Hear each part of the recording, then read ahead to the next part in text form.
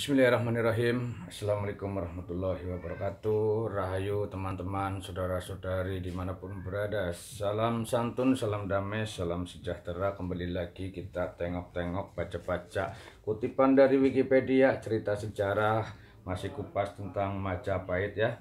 Part kemarin itu kita sampai pada olah kesatuan politik khas secara Asia Tenggara purba seperti ini, kemudian diidentifikasi oleh sejarawan modern sebagai Mandala. Jadi wilayah-wilayah yang bernaung atau masih dalam satu kerabat dibawahi oleh Majapahit itu disebut Mandala begitu, yaitu kesatuan yang politik ditentukan oleh pusat atau inti kekuasaannya daripada perbatasannya dan dapat tersusun atas beberapa unit politik bawahan tanpa integrasi administratif lebih lanjut. Nah, kita lanjut ya teman. Ini kutip-kutip yang kemarin kita sampai di sini. Daerah-daerah bawahan yang termasuk dalam lingkup Mandala Majapahit yaitu wilayah mancanegara dan Nusantara. Umumnya memiliki pemimpin asli penguasa daerah tersebut yang menikmati kebebasan internal cukup luas. Wilayah-wilayah bawahan ini meskipun sedikit banyak dipengaruhi Majapahit tetap menjalankan sistem pemerintahnya sendiri tanpa terintegrasi lebih lanjut oleh kekuasaan pusat di ibu kota Majapahit. Pola kekuasaan Mandala ini juga ditemukan dalam kerajaan-kerajaan sebelumnya seperti Sriwijaya dan Angkor serta Mandala-Mandala tetangga Majapahit sezaman Ayutthaya dan Champa. Oke teman, kita kemarin sampai sini. Sekarang kita masuk ke raja-raja Majapahit teman. Nama-nama zaman dulu ini kelihatannya di telinga kita asing teman, gitu. Dan saya masih membayangkan di zaman kerajaan itu belum ada korek api, belum ada banyak pedagang seperti bakso, seperti mie ayam, soto, atau gulai, atau bagaimana. Gulai mungkin masakan tradisi ya. Jadi nenek moyang zaman kerajaan mungkin juga sudah bisa masak gulai.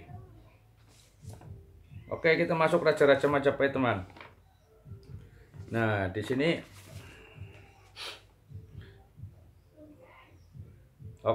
silsilah Wangsa Rajasa keluarga penguasa Singasari dan Majapahit. Penguasa ditandai dalam gambar ini. Oke, teman, kita masuk ke nama-nama raja ya. Mudah-mudahan bermanfaat. Mungkin menginspirasi kita. Kalau kita punya anak mungkin akan dinamai seperti nama-nama zaman dulu begitu.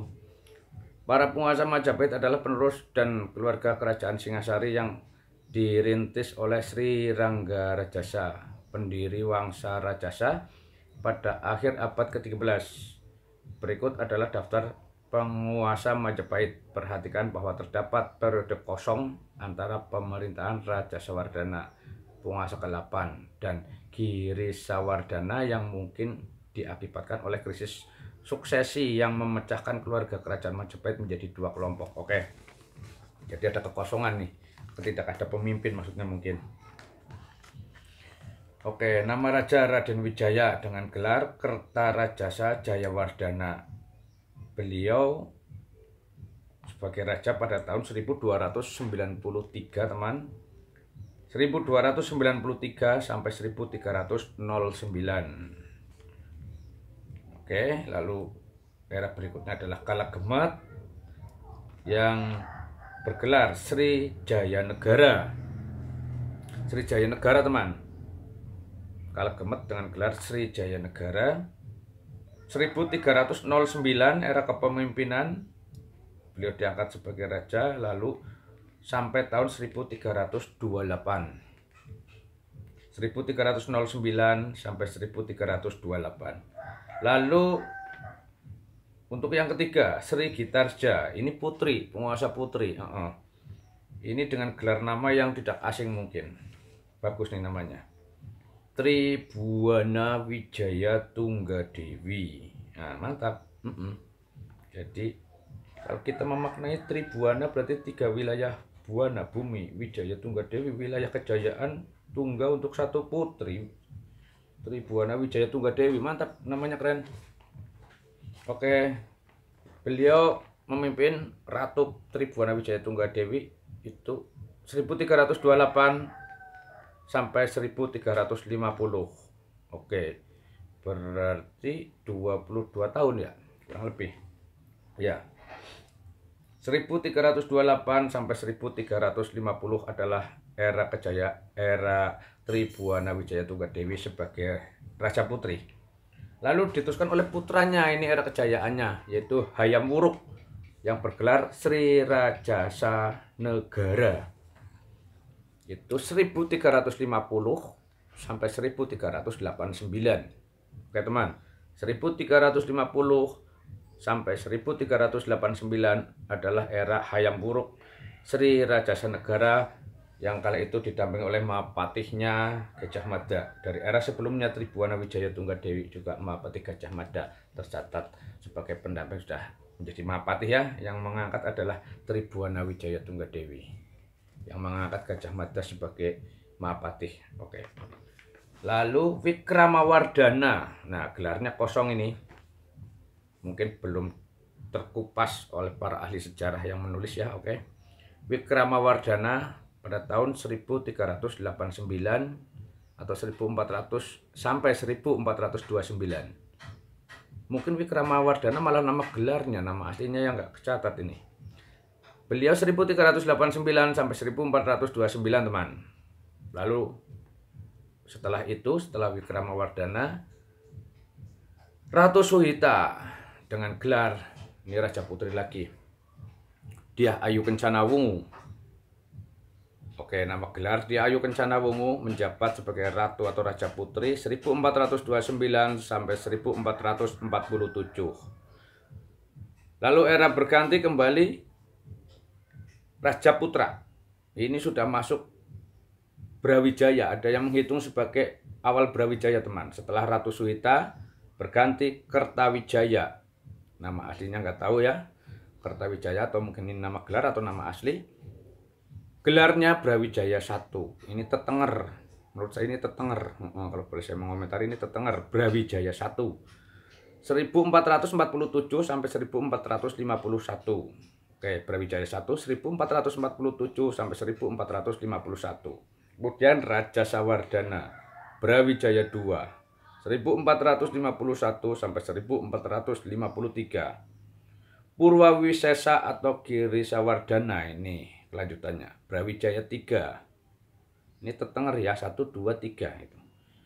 1456 sampai 1466. Bre Pandan Salas atau Suraprabawa. Bre atau Suprabawa. Suraprabawa maksudnya teman. Itu Brawijaya keempat. 1466 1468. Kembali lagi, Bre Pandan Salas atau Suraprabawa Brawijaya 4 1466 sampai 1468. Kemudian Bre Kertabumi Brawijaya 5 1468 sampai 1478. Brawijaya 5 1468 sampai 1478. Kemudian Girindawardhana Brawijaya 6 1478 sampai 1498. Kemudian Patih Udara ini udah nggak ada gelar nama Brawijaya ke-6 ya. Mungkin Brawijaya hanya sampai 5 ya teman. Mungkin Anda akan lebih tahu, bisa komen di kolom komen. Di sini kosong. Jadi apa namanya? Hanya tertulis nama Patih Udara gitu. Nggak ada gelar Brawijaya ke-6. Jadi Brawijaya hanya 5 begitu. Nah, Patih Udara itu memimpin 1498 sampai 1518. Oke, begitu teman. Kita masuk warisan sejarah. Kita kutip untuk lanjutan besok ya teman. Kita besok masuk ke warisan sejarah. Oke ini. Oke, terima kasih. Nama-nama raja-raja di Majapahit sampai era Brawijaya telah kita kupas di sini. Semoga menjadi inspirasi, dan saya masih membayangkan kalau kita hidup di zaman dulu teman, belum ada korek api, mie ayam ya. Belum ada mie instan, belum ada apa namanya, bakul bakso keliling begitu kan, belum banyak makanan atau mungkin toko pedagang baju di era-era 1300 Masehi, itu zaman kerajaan ya. Nah, saya masih membayangkan itu. Jadi kayak apa orang dulu, leluhur nenek moyang menjalani kehidupannya, dan kita hidup di zaman sekarang yang serba ada, bahasanya begitu ya. Cuman perputaran mata tukar itu adalah berupa uang. Jadi kalau kita pengen apa di zaman sekarang, uang harus ada. Kita pengen apa, uang harus ada, kan begitu. Jadi memang kita masih membayangkan nenek moyang kita hidup di zaman kerajaan ya teman. Oke, terima kasih. Semoga menjadi inspirasi dan motivasi untuk kita semua, teman-teman dimanapun berada. Salam hormat, salam santun, damai sejahtera ya. Kita kutip dari Wikipedia, catatan-catatan dari Wikipedia. Semoga bisa diambil manfaatnya untuk generasi muda juga, dimanapun Anda berada. Oke, terima kasih.